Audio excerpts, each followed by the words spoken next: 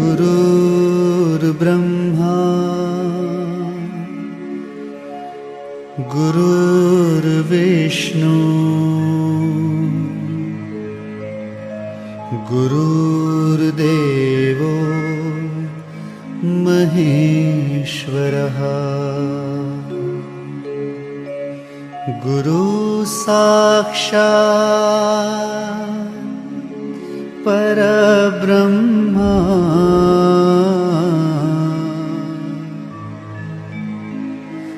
तस्मै श्री गुरुवे नमः।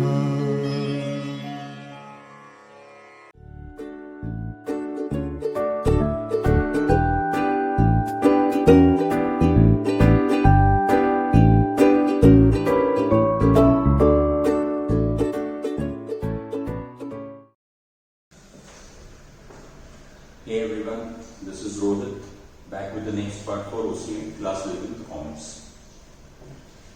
In the last class, we discussed the characteristics of business. This lecture will be dealing with the business objectives. What is the purpose behind conducting the economic activity which is business? Business क्यों किया जाता है? अलग अलग objectives हो सकते हैं. Sum up करूँ तो total 3 objectives हमें पढ़ने हैं. First, economic objectives. Money related objectives, दूसरा है सोशल ऑब्जेक्टिव्स और तीसरा है अदर ऑब्जेक्टिव्स. मेनली दो ही है, एक इकोनॉमिक ऑब्जेक्टिव्स है और दूसरे सोशल ऑब्जेक्टिव्स. इकोनॉमिक ऑब्जेक्टिव्स की बात करें तो we have 3 economic objectives. First is profit, second is maximisation of wealth, third is other economic benefits. First 2 ही मेन है. Let's start off with the discussion of the first which is profit. Business is an economic activity and so return on investment must be earned. जैसे if I start off with a business, तो सबसे पहले मैं क्या करूंगा? Investment करूंगा. पैसे business में इन्वेस्ट करने के बाद क्या एक्सपेक्ट करूंगा कि मैं जितने पैसे इन्वेस्ट कर रहा हूं उसके against I receive amount, a decent amount. Reasonable return on investment is always expected. Reasonable मतलब क्या कि मैं ये एक्सपेक्ट नहीं कर सकता हूं इमीडिएटली कि भाई 10,000 इन्वेस्टमेंट के सामने 1 लाख लाऊं, बट एटलीस्ट 10,000 के सामने 20, 15,000 एटलीस्ट मेरा इन्वेस्टमेंट कवर होके ऊपर थोड़ी सी अर्निंग आ जाए, ये मेरा एक्सपेक्टेशन हमेशा रहता है. सो business is an economic activity, so return on investment must be earn. Investment के अगेंस्ट हमें रिटर्न मिलना बहुत नेसेसरी है. ये रिटर्न को क्या बोला जाता है? रिटर्न ऑन इन्वेस्टमेंट को क्या बोला जाएगा? उसके लिए वर्ड क्या है? Profit. Return on investment is known as profit. और ये प्रॉफिट क्यों जरूरी है? Because this helps in existence, survival of the business plus growth of business. Business के सर्वाइवल से लेके उसके ग्रोथ तक अगर कोई चीज हेल्प करती है तो वो है profit. It is also motivating force. अगर बिजनेस में बार बार प्रॉफिट अर्न किया जा रहा है, अच्छा खासा अमाउंट ऑफ प्रॉफिट अर्न किया जा रहा है, तो वो क्या करता है? वो खुद ही मोटिवेट करता है आपको और अच्छे से काम करने के लिए. Just imagine 2 situations. एक सिचुएशन जहां पे आप लॉस करते जा रहे हो और दूसरा अच्छा खासा अमाउंट ऑफ प्रॉफिट अर्न कर रहे हो, तो कौन से सिचुएशन में आप रहना अच्छा लगेगा और कौन सी सिचुएशन आपको मोटिवेट करेगी कि आप बिजनेस को और अच्छे से आगे हैंडल करो? Obviously when you are earning good amount of profit.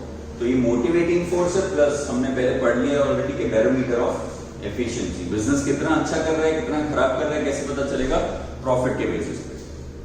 लोग मार्केट में बिजनेस को कैसे जज करते हैं? भाई कोई बिजनेस प्रॉफिट कर रहा है तो उसकी एफिशिएंसी अच्छी है, अच्छा चल रहा है. प्रॉफिट नहीं कर रहा है तो एफिशिएंसी अच्छी नहीं है. एंड देयरबाय बिजनेस की एफिशिएंसी चेक करने के लिए या जज करने के लिए प्रॉफिट जो है वो एक बैरोमीटर है, मेजरमेंट स्केल है. The last point is it is the life blood of business. 1 mark का डायरेक्ट क्वेश्चन है. Explain how profit is the life blood of business. ये प्रॉफिट का पॉइंट ही समझाना और कुछ नहीं करना उसमें. लाइफ ब्लड का मतलब क्या होता है? जैसे ह्यूमन बॉडी के लिए जो ब्लड है वो नेसेसरी है. ऑब्वियसली ये से सर बहुत सारी दूसरी चीजें भी नेसेसरी है, but at the end of the day all the organs of our body are run because of the circulation of blood. Blood circulate कर रहा है, इसीलिए सारे organs चल रहे हैं, इसीलिए मैं सांस ले पाता हूँ, इसीलिए सारी चीजें चल रही है. Similarly, बिजनेस में बहुत सारी चीजें इंपॉर्टेंट है, लेकिन हर एक चीज के लिए क्या जरूरी हो जाता है? प्रॉफिट। इसीलिए हम प्रॉफिट को बिजनेस के लिए क्या बोलते हैं? लाइफ ब्लड बोलते हैं। कि भाई जैसे बॉडी के लिए ब्लड नेसेसरी है, वैसे ही बिजनेस के लिए प्रॉफिट नेसेसरी है। तो ये हो जाता है बिजनेस का पहला objective, which is earning profit. Economic objective का फर्स्ट ऑब्जेक्टिव था प्रॉफिट। दूसरा है मैक्सिमाइजेशन ऑफ वेल्थ। अब इसमें क्या है, हमने जो प्रॉफिट डिस्कस किया ना, वो एक शॉर्ट टर्म ऑब्जेक्टिव है। शॉर्ट टर्म मतलब हर एक साल करेंगे। एनुअल प्रॉफिट सुनते हैं ना कि बिजनेस ने हर साल कितना प्रॉफिट किया, वो देखो। कभी वो लॉन्ग टर्म में नहीं देखा जाता है। So the concept of profit is short term. Short term क्यों? बिकॉज हम क्या देखते हैं, we look at annual income of the business. Annual income जो होती है, एनुअल मतलब एक साल की, उसको क्या बोला जाता है? प्रॉफिट। तो ये शॉर्ट टर्म कंसेप्ट है प्रॉफिट का। मैक्सिमाइजेशन ऑफ वेल्थ क्या है? It is a long term concept. Maximisation of wealth is a long term concept, एक साल से ज्यादा के बारे में डील करता है। So under maximisation of wealth क्या किया जाता है बिजनेस में? Projects which help in increasing wealth in long term are accepted. Long term में बिजनेस की वेल्थ बढ़ाने में जो हेल्प करता है, रिसोर्सेज बढ़ाने में जो हेल्प करता है, एक्सपांशन में जो हेल्प करता है, ग्रोथ में हेल्प करता है, ऐसे प्रोजेक्ट्स ही एक्सेप्ट किए जाते हैं। ऐसे प्रोजेक्ट्स जो बिजनेस को फ्यूचर में, लॉन्ग टर्म में, 5 साल बाद, 6 साल बाद, 10-20 साल बाद एक्सपांशन में या किसी भी तरीके से वेल्थ बढ़ाने में हेल्प करे, ऐसे प्रोजेक्ट्स एक्सेप्ट किए जाते हैं अंडर मैक्सिमाइजेशन ऑफ वेल्थ। पर मैक्सिमाइजेशन ऑफ वेल्थ एक्सेप्ट ही क्यों करें? Why can't we continue with profit? Because जब डिप्रेशन जैसा टाइम आता है, जब मार्केट नहीं चल रहा है, मंदी आ जाती है, उस टाइम पे हमें ऑब्जेक्टिव ऑफ प्रॉफिट छोड़ देना पड़ता है। उस टाइम पे हमारे लिए क्या जरूरी हो जाता है? सर्वाइवल। जैसे राइट नाउ इकोनॉमिक डिप्रेशन का ऑलमोस्ट टाइम चल ही रहा है, तो इस टाइम पे बिजनेसेस क्या कर रही है? प्रॉफिट एक्सपेक्ट कर भी नहीं सकती है। वो अभी सिर्फ ये ट्राई करती है कि वो मार्केट में बनी रहे, सर्वाइव कर पाए।